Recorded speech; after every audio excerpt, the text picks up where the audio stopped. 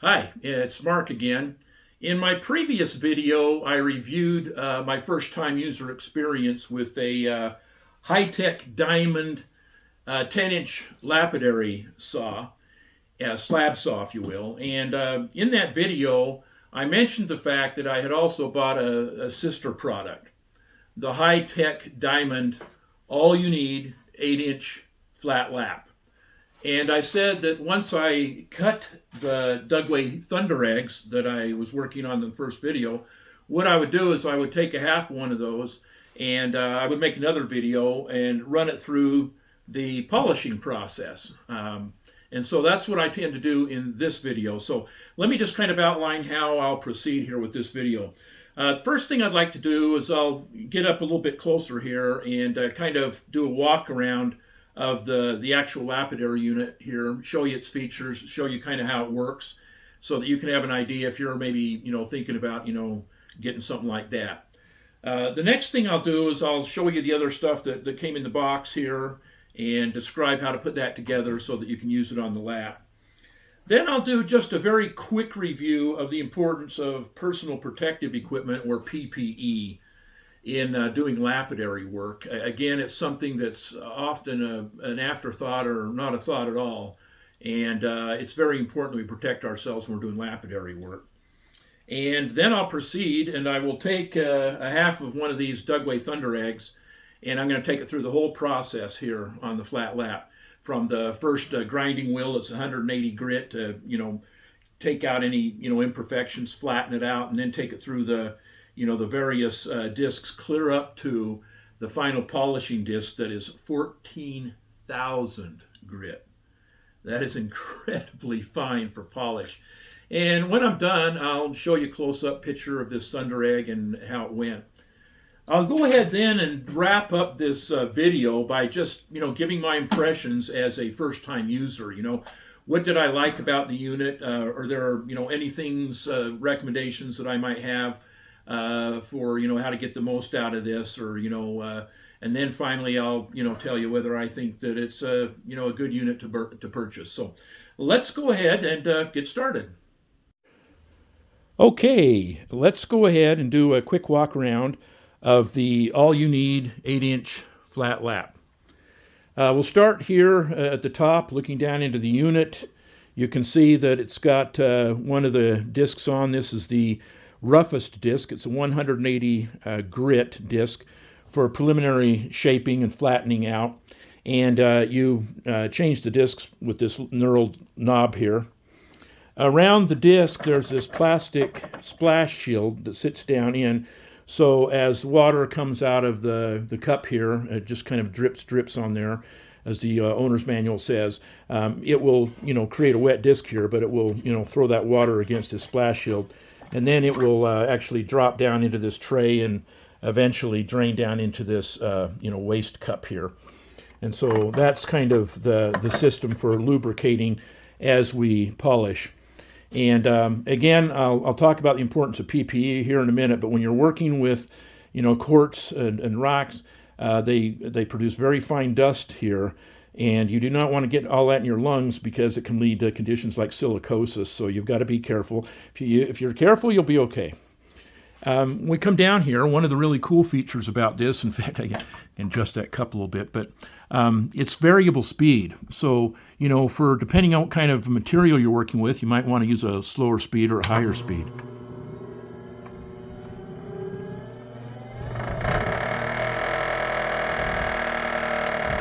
Now, when you turn it off, the disc takes time to come back down. It doesn't just, turn right off and then, come to a stop. It takes time to slow down, so, keep your hands away from that while that's taking place. But it's not very heavy at all, easy to move around. Really quite a compact unit. So that's a quick walk around. Okay, I wanted to show you the rest of the stuff that came in the box. You can see they call them smoothing discs here. There are 3 smoothing discs and then a polishing pad there you can see with a little box of polishing compound on it. Of course, with all the high-tech products, they give you an apron that, kind of keeps the water off your clothes. There's a Allen wrench for the arbor, for taking that off to lubricate it and service it. Of course, the owner's manual, and just as with the owner's manual for the lapidary saw, very well illustrated, very much to the point, just a very good user's manual.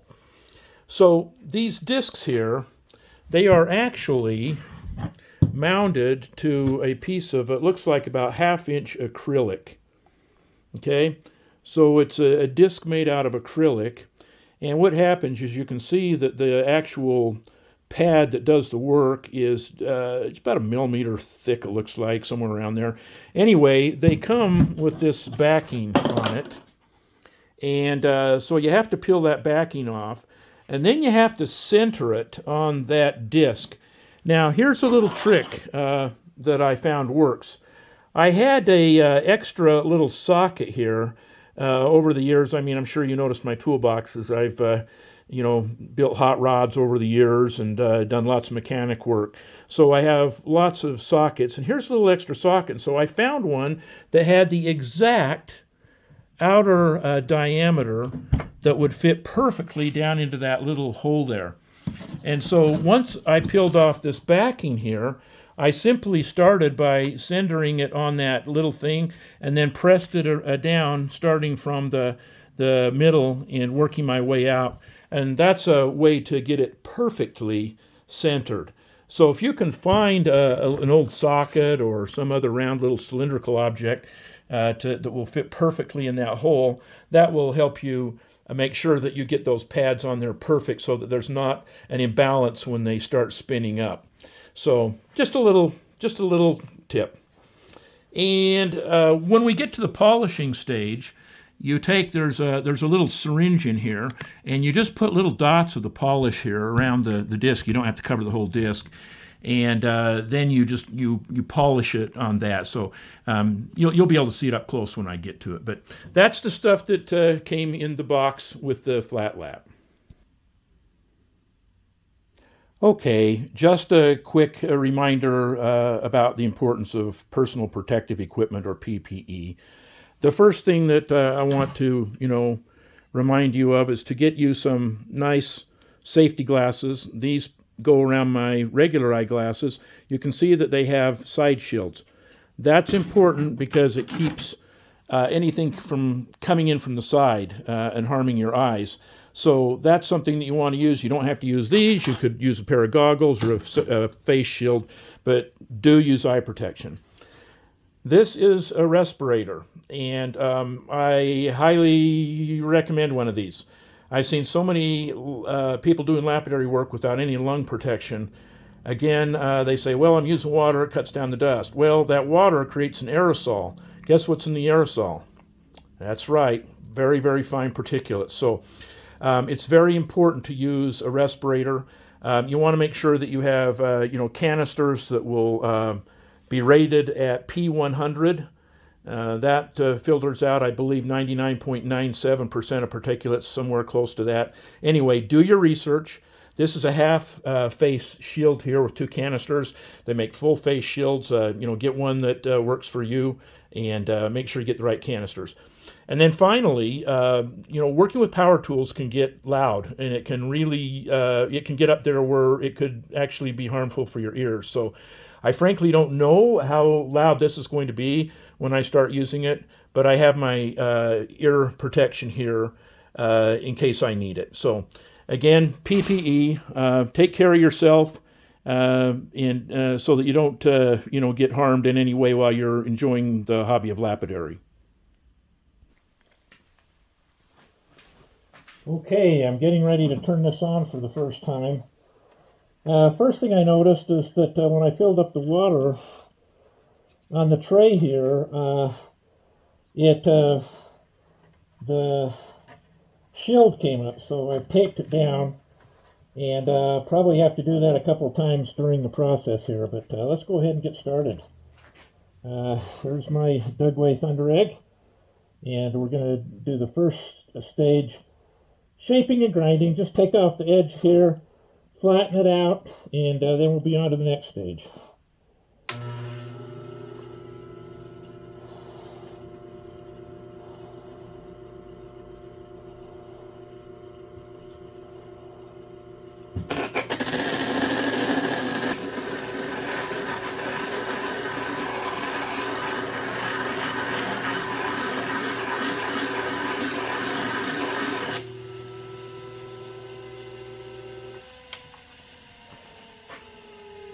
Okay, that is really quite smooth. That's the first stage, 180. I took the edge off around a little bit, so not a sharp edge. Now I'm going to go ahead and I'll clean this up. Put some clean water in here. Uh, I'll go ahead and clean the splash shield off. Change the disc to the 325, and we'll get going again. Okay, I've cleaned the splash shield, got all the stuff from stage 1 off the grinding. I started my water. I've got the 325 smoothing disc on, and we're going to go ahead and start that up.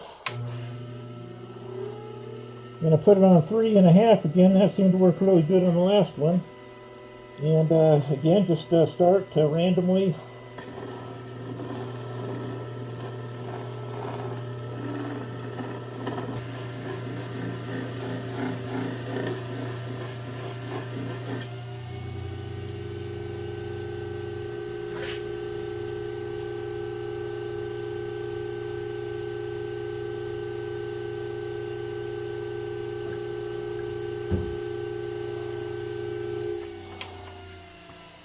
Okay, we've done the 325 grit smoothing disc, and I don't see any deep scratches here at first look. There are a few little micro cracks in the geode face itself, but I don't see any scratches from the machine itself, really. So I'm going to go ahead and call that good for this first effort. Clean this up, change the discs, and then we'll be back to work.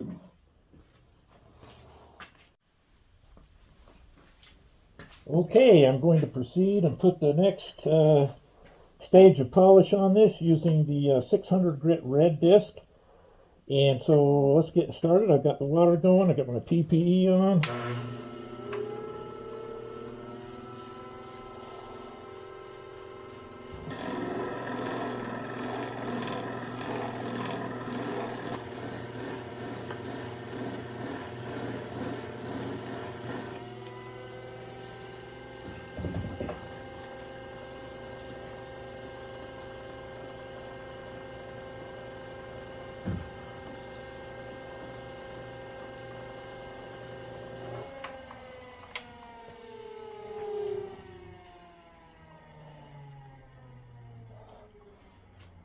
Okay, we're done with stage red here, the 600 grit.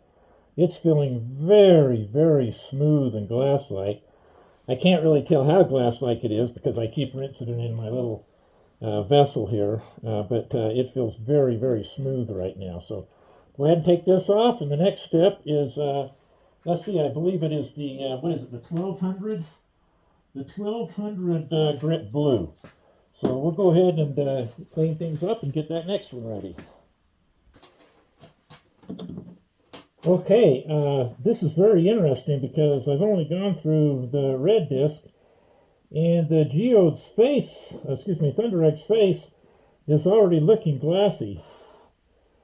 So on the machine now I have the 1200 grit disc, the blue disc. So now we will go ahead and use that to put even a higher polish on this stone.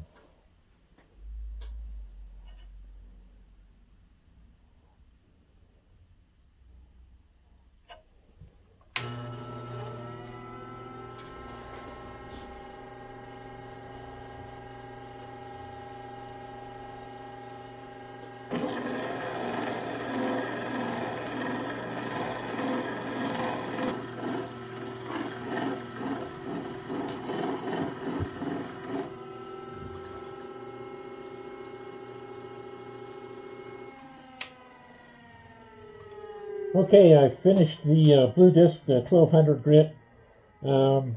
Just absolutely glassy. Just a beautiful glass polish. In fact, I'm sure it has probably a pretty glassy face on it here by now.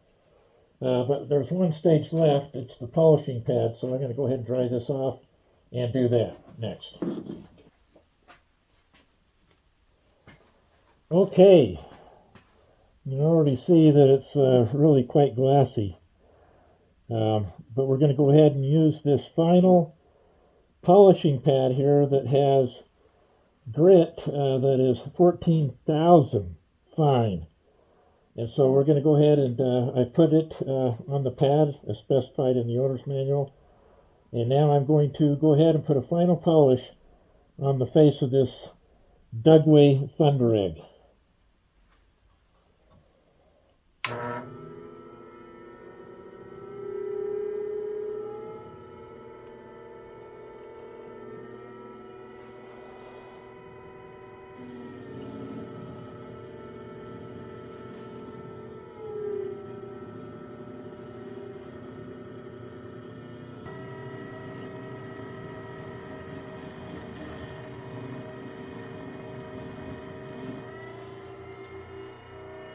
Well, that's just absolutely glassy. I'm going to go ahead and clean. There's probably some polish residue on here.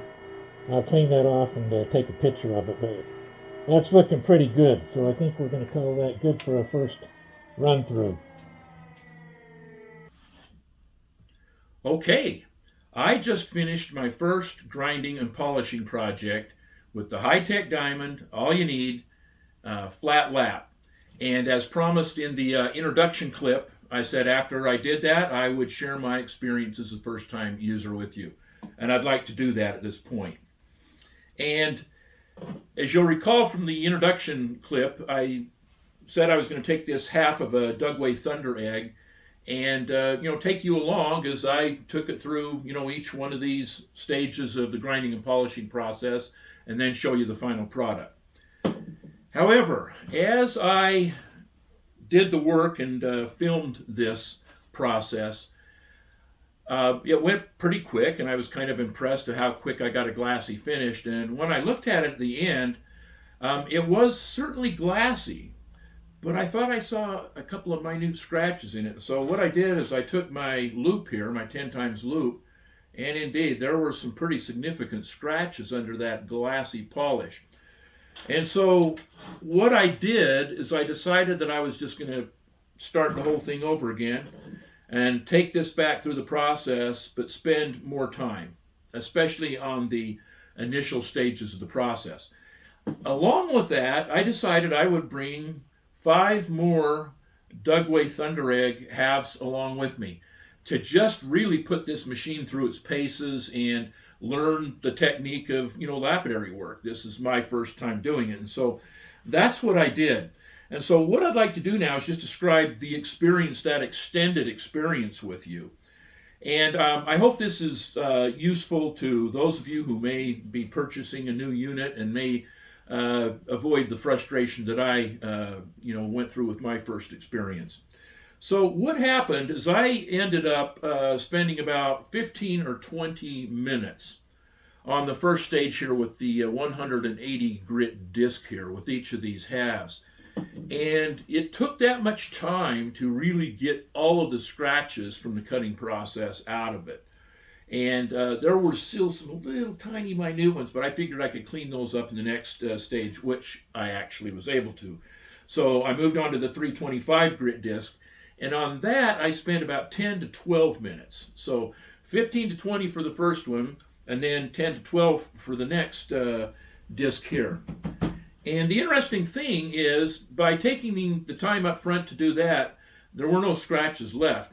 And so these 3 subsequent steps here, the 600, 1200, and the 14,000 polishing disc, I ended up spending, plus or minus 5 minutes per stage with each of these Thunder Eggs here to get a really, really nice final finish on them.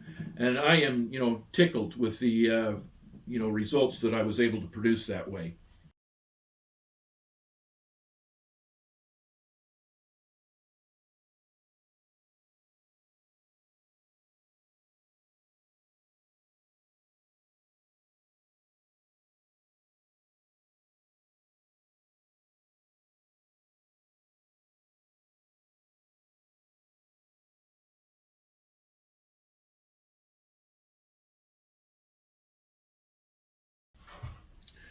Now, Because I was working with Dugway Thunder Eggs, I wanted to share a very interesting little fact here with those of you out there who are collectors and perhaps don't have any Dugway Thunder Eggs in your collection.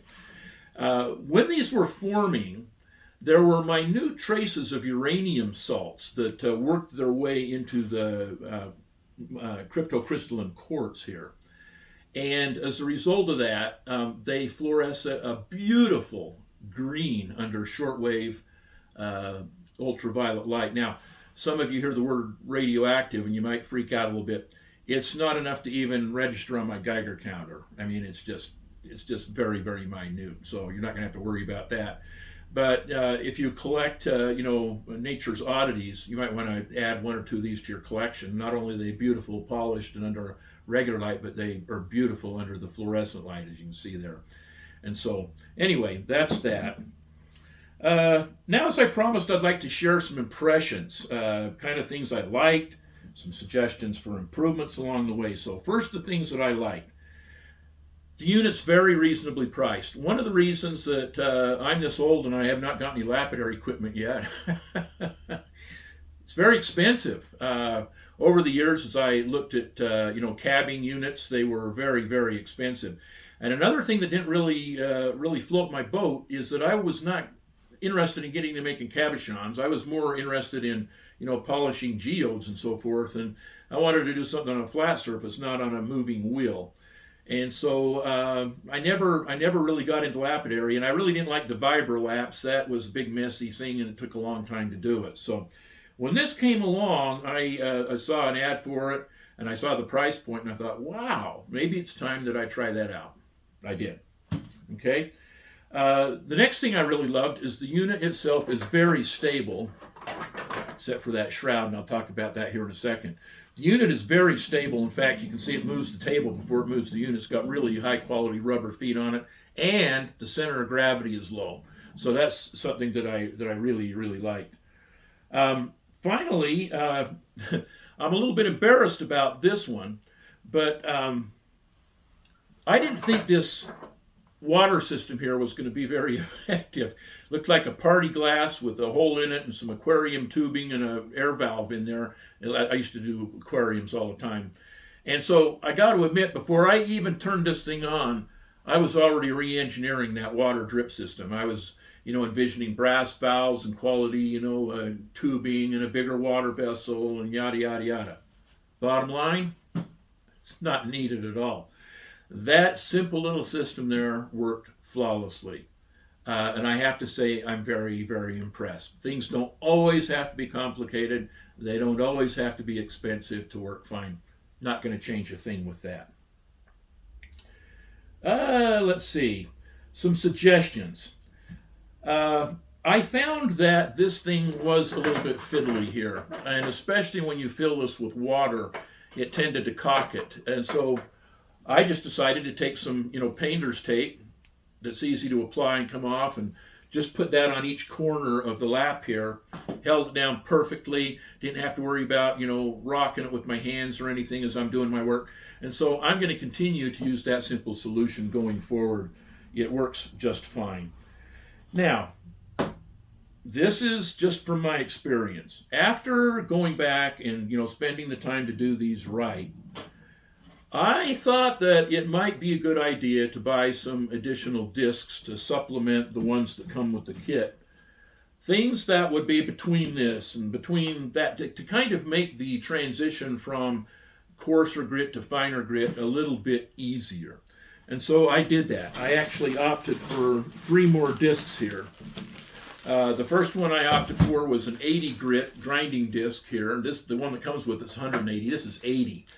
And I thought this is going to really cut down the surface of a geode fast. If there are any imperfections or anything, it's going to flatten that right out and do it in a quick hurry. So I got that one.